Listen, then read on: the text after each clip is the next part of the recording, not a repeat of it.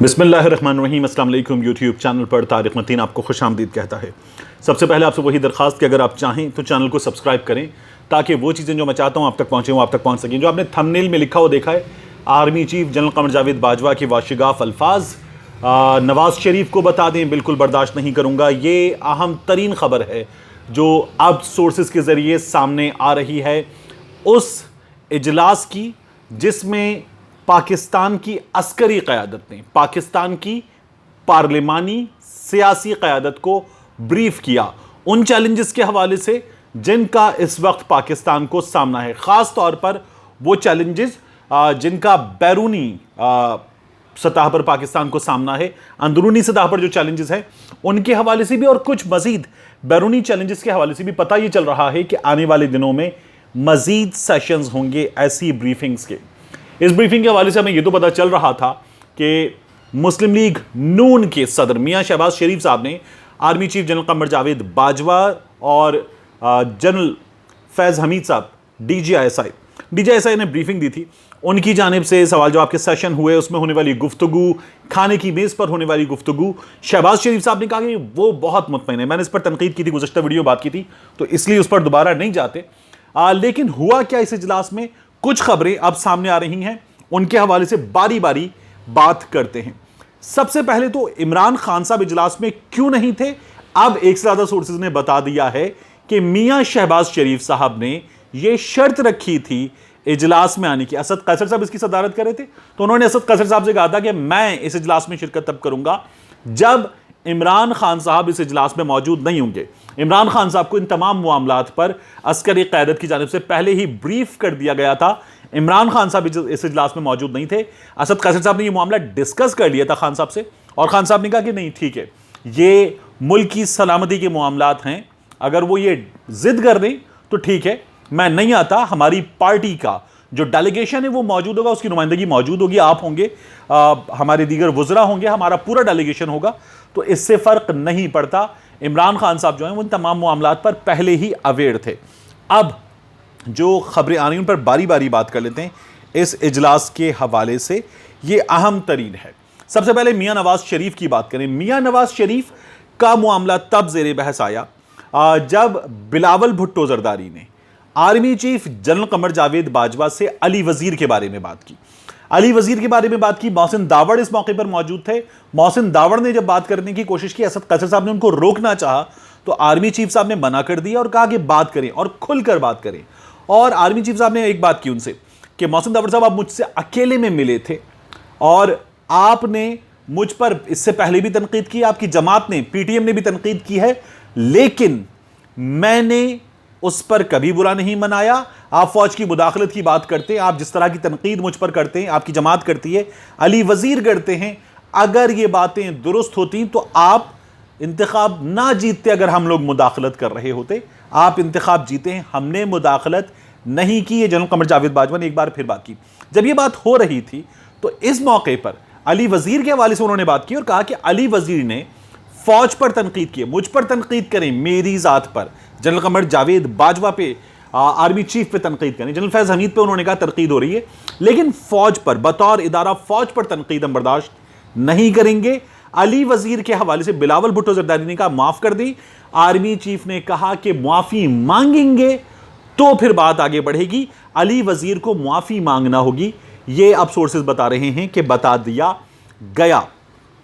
इसी मौके पर जब बात हो रही थी अली वजीर की, तो मियां नवाज शरीफ की भी बात हुई और आर्मी चीफ ने कहा कि मियां नवाज शरीफ ने मुझ पर तनकीद की, जनरल फैज़ हमीद पर तनकीद की, लेकिन फौज पर तनकीद बर्दाश्त नहीं करेंगे। फौज एक इदारा है, मुल्क की सलामती का ज़ामिन इदारा है, इस पर तनकीद जो है वो बर्दाश्त नहीं की जाएगी। ये बात उन्होंने ऑपोजिशन की, मुस्लिम लीग नून के लोगों की तरफ देखते हुए खास तौर पर बता दी कि ये तनकीद बर्दाश्त नहीं होगी। ये गुफ्तगू पता ये चल रहा है कि ये खाने की मेज़ पर हुई थी। खाने की मेज़ पर ही राना तनवीर साहब, राना सनाउल्लाह साहब, मैं पंजाब में जो कास्ट सिस्टम है उससे बहुत कम वाकिफ़ हूँ, लेकिन राना जो है वो दोते ही कहते हैं गालिबन, तो ये राजपूत ज़ात के हैं। आर्मी चीफ जनरल बाजवा ने ये कहा कि मेरी तो अहलिया भी राजपूत हैं।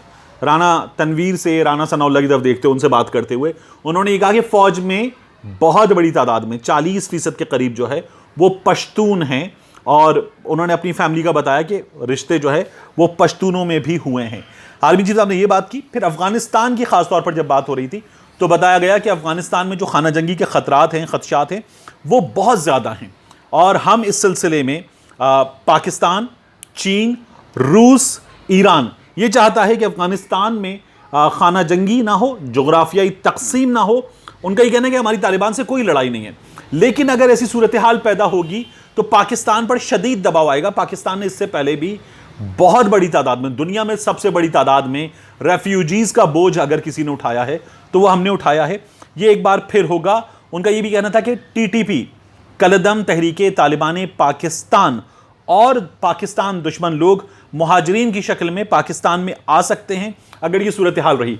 आर्मी चीफ ने इस मौके पर यह भी बताया कि अफगानिस्तान में फौजियों को, जो अफगान फौज का हिस्सा हैं, उन्हें 4 महीने से तनख्वाहें नहीं मिली हैं। अब वो फौजी भी जाकर तालिबान का साथ दे रहे हैं। हम ऐसे एलिमेंट्स को रोकेंगे जो पाकिस्तान दुश्मन है। इस मौके पर उन्होंने ये भी बताया कि भारत और तालिबान का ये इंटेलिजेंस शेयरिंग थी, बराह रास्त राबता अभी तक नहीं हुआ है। और फिर आर्मी चीफ जनरल बाजवा साहब ने ये कहा, जब उनसे कहा गया कि कश्मीर पर और साथ ही जो भारत है इन इश्यूज पर एक ब्रीफिंग, और तो आर्मी चीफ साहब ने कहा कि इसी वीकेंड पे रख लें, दोबारा रख लें, आप जब रखना चाहें रख लें, हम इसके लिए तैयार हैं। और उन्होंने कहा कि आप खाने पर, नाश्ते पर जैसे चाहेंगे हम बात कर लेंगे। और दोबारा इस मौके पर मुस्लिम लीग नून के एक से ज्यादा लोगों ने यह कहा कि मुस्लिम लीग नून पर हौला हाथ रखा जाए। आर्मी चीफ साहब ने कहा कि पहले भी बात हुई थी और ऐसी कोई बात नहीं है, ये आप गलत बात कर रहे हैं। और फिर आर्मी चीफ साहब ने जो अली वजीर हैं उनके मामले पर बात की कि मुआफ़ी मांगना होगी उन्हें तो बात होगी। और फिर उसके बाद उन्होंने कहा कि सिर्फ नवाज शरीफ ने नहीं, अयाज सादिक ने भी हम पर तनकीद की, ऐसी सतह पर तनकीद की, ऐसे प्लेटफॉर्म से तनकीद की कि फिर वो इंटरनेशनल हेडलाइंस में आया, लेकिन हमने बर्दाश्त की क्योंकि बात हम पर थी। फौज पर बात होगी तो फौज पर बात बर्दाश्त नहीं होगी। जो इलेक्शन जीत कर आएगा उसका रास्ता कोई नहीं रोक सकता। हम ऐसे लोगों का रास्ता रोकने वाले नहीं हैं जो आवाम के वोट से आते हैं। हम मुदाखलत करने वाले नहीं हैं। आपके पार्लिमानी मसाइल, ये आर्मी चीफ ने पहले भी कहा था, अब भी कहा उन्होंने कि पार्लिमानी मसाइल, इलेक्शन के मसाइल, सियासी मसाइल पार्लिमान में हल होंगे। आपके एहतिसाब के मसाइल, करप्शन के मसाइल, दीगर मसाइल, सजाओं के मामलात, ये अदालत में हल होंगे। फौज बतौर इदारा अपना काम कर रहा है और फौज मुदाखलत नहीं कर रही।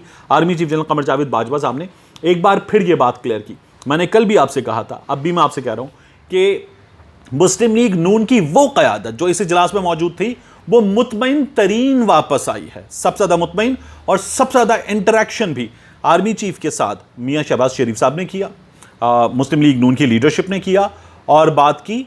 और इस मुलाकात को इस हवाले से भी देखा जा रहा है कि इस मुलाकात के मौके पर ऑपोजिशन में और पाकिस्तान की फौज में, एस्टैब्लिशमेंट में बर्फ पिघली है। मिलते हैं इंशाल्लाह आपसे अगले व्लॉग में।